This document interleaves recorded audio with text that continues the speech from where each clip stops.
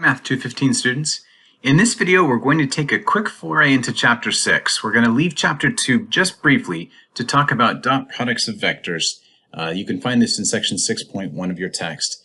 After we do that, we'll jump back to Chapter 2, but there's just a really cool application of matrix multiplication that we can use at this point. Here are some outcomes for the video. We'll show this list at the end, but there are a lot of things you'll learn about the dot product as you go through this video. Dot product is something that allows us to answer questions like the following: how long is a vector? How far apart are 2 points in Rn? And if you wanted to find the angle between two vectors, how would you do that? And the answer is we use this application of matrix multiplication called the dot product. And here it is. The dot product of two vectors in Rn is defined as U transpose times V. Now, we can think of this as matrix multiplication if we think of the vectors as being like n by 1 matrices. And so U transpose V, we're going to take that n by 1 matrix and write it as a 1 by n matrix as we write the transpose. And when we do U times V, our matrix multiplication will match up these U1 V1, U2 V2, and so on all the way up through UN Vn and add them together. Now, technically, when you take a 1 by n matrix times an n by 1 matrix, your answer should be a 1 by 1 matrix. And so this sum would be inside of a 1 by 1 matrix.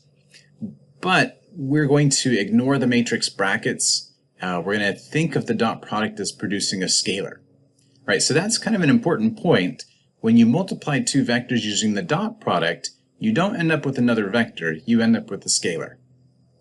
Okay, as a quick first example, let's take the vectors u equals minus 10, 2, and v is 3, 13. To form the dot product, we might do u transpose v. We'll get negative 10, 2 in the row and 3, 13 in the column. Pairing those up and adding, we'll get negative 30 plus 26 gives us negative 4 as our dot product. Now, if you've seen the dot product before, it may have been in a physics class or something similar to that. And you may have been told just to match up the entries, U1 V1, U2 V2, all the way up through UN Vn and add those together. And that is exactly what's happening here. What's new for us, the reason we're talking about it, is because of this possible interpretation as U transpose V. Okay, here are some more examples. Please pause the video, try these out for yourself. And we will show the answer right now. In that first pair, the vector's dot product ends up being 2.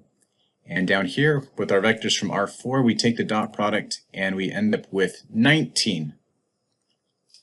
Okay, hopefully that's good for you.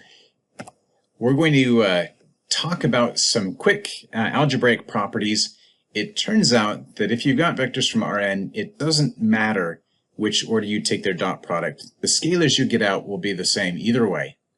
The dot product is distributive over addition of vectors. You can take the dot products individually and then add the results.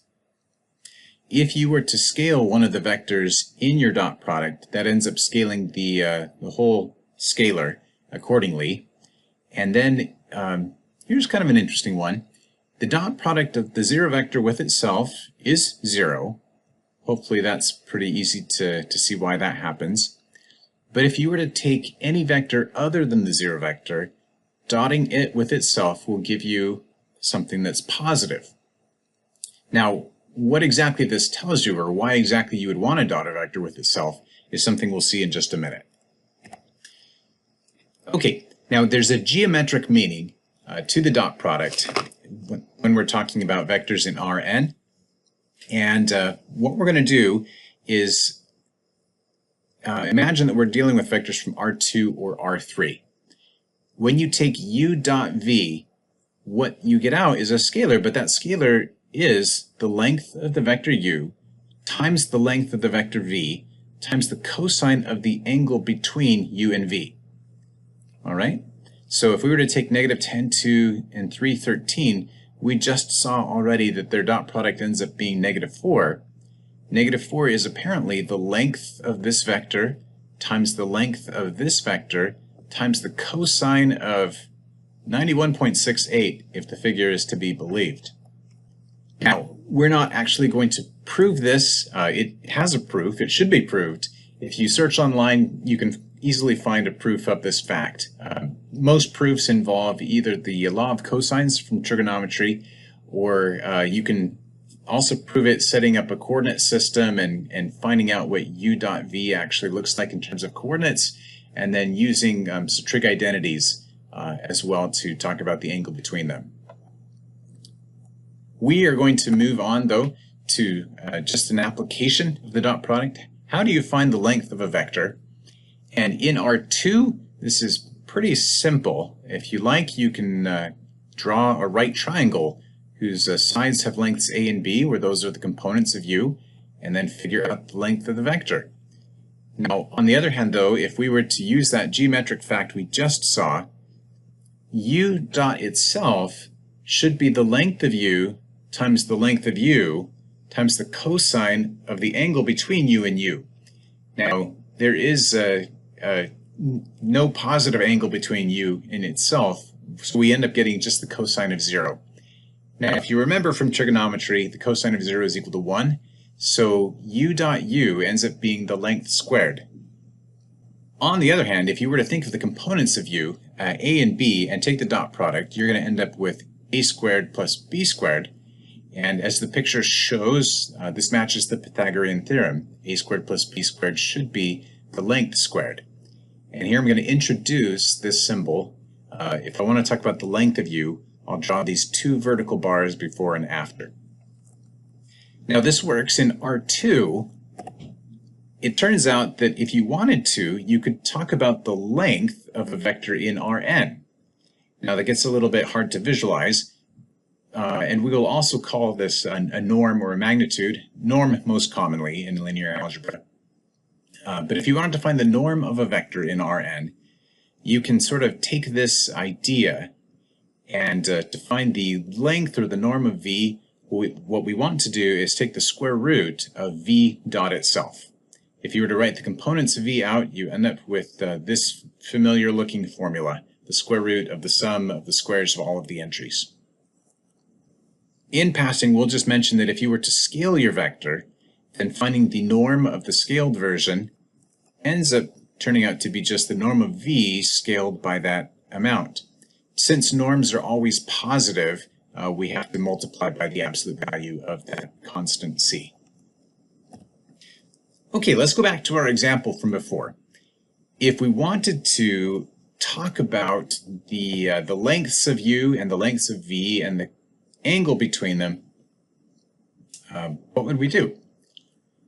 Well, we know to find the length of, or norm of a vector, we would take the square root of the dot product of the vector with itself. So u dot u ends up giving us minus 10 quantity squared plus 2 squared, or in other words 104, and then the norm takes the square root of that. The norm of v ends up being the square root of 178. Now the dot product is supposed to be those two lengths multiplied by the cosine of the angle between them. So if I want to find the angle between them, I could divide -4 by those two square roots. I'll use the arc cosine function, and that will tell me in radians what the angle is. So that turns out to be 1.600 radians, or in other words 91.68 degrees, and that exactly matches our picture. This geometric interpretation gives us a lot of mileage. We can get nice things from it. One thing that we'll talk about now, we may not use this immediately in linear algebra, but you certainly will if you continue, is how to form a unit vector. A unit vector is a vector with length 1, and sometimes if you're given a vector v, you want to find a vector with length 1 pointing in the same direction as v. The simplest way to do that is to just scale v by multiplying it by 1 over the norm of v. When we do that, the norm of this vector, the result, is 1. Right, so as a quick example, if we wanted to find a unit vector pointing in the same direction as -10, 2, I would take u divided by its norm, and that's going to scale the components and give me negative 0.981 and 0.196. You should see that this is indeed a unit vector, and it is pointing in the same direction as the vector u. Okay, another thing that will be useful, another application of this dot product, we can talk about what it means for vectors in higher dimensions to be perpendicular to each other. So in R2, perpendicular just means that you have a 90-degree angle between those two vectors. And if we were to apply the dot product geometric fact to that, u dot v should be the length of u times the length of v times the cosine of the angle between them. And when that angle is 90 degrees, you remember that the cosine of 90 degrees is 0. So the dot product of perpendicular vectors just turns out to be 0. Well, we can recognize that in a couple of quick examples. If we think of 0, 1 as a vector lying along the y-axis and 1, 0 as a vector along the x-axis, clearly those are perpendicular vectors. And indeed, you can see that if you take their dot product, it does turn out to be 0.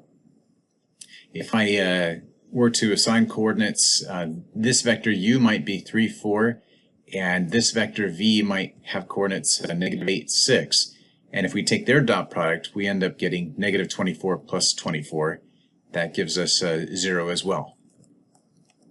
Now, if you were to go to higher dimensions, we often use the term orthogonal a bit more commonly. So vectors u and v in Rn are called orthogonal if their dot product is equal to 0.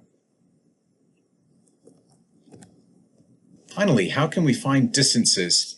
Here are two problems that you've probably seen in earlier math classes. How do you find the distance between 2 points on a number line, say negative 37 and positive 142? And in your beginning algebra classes, you probably learned how to find the distance between 2 points in R2. Now, to find the distance in a number line, you probably don't need a formula to do this, but you can certainly take 142 and subtract negative 37. Just subtract those two locations. You could take negative 37 and subtract 142, but that would give you a negative answer. So we slap some absolute value signs around them to be safe, but that's how you find distances on a number line. You just subtract. For distances in the plane, you may remember the distance formula. For 2 points, it looks something like this: the square root of x2 minus x1 squared plus y2 minus y1 squared. And that certainly makes sense if you think about the right triangle here. The right triangle has base x2 minus x1 and height y1 minus y2, but that's the same thing as y2 minus y1 if you were to then square it. When we deal with points in Rn, the distance between them is defined to be the length of the vector u minus v. And what we're doing here is we are remembering that if you have points in Rn, you can actually think of them as vectors. So I can think of a vector u pointing from the origin up to x1, y1, and a vector v pointing from the origin to x2, y2. And if I do that, then u minus v actually is a vector pointing along this distance between them. And finding the length of u minus v is something we can do using our norm definition. And so the distance between u and v is defined to be that norm. All right, now if you were to do that in these two examples, actually both of them you can interpret as finding a norm in that way. This will give you the same answer you had up there. And we'll stop our applications of the dot product here. Please take a look and note any questions you might have. Let me know about those, and I'll see you in the next video.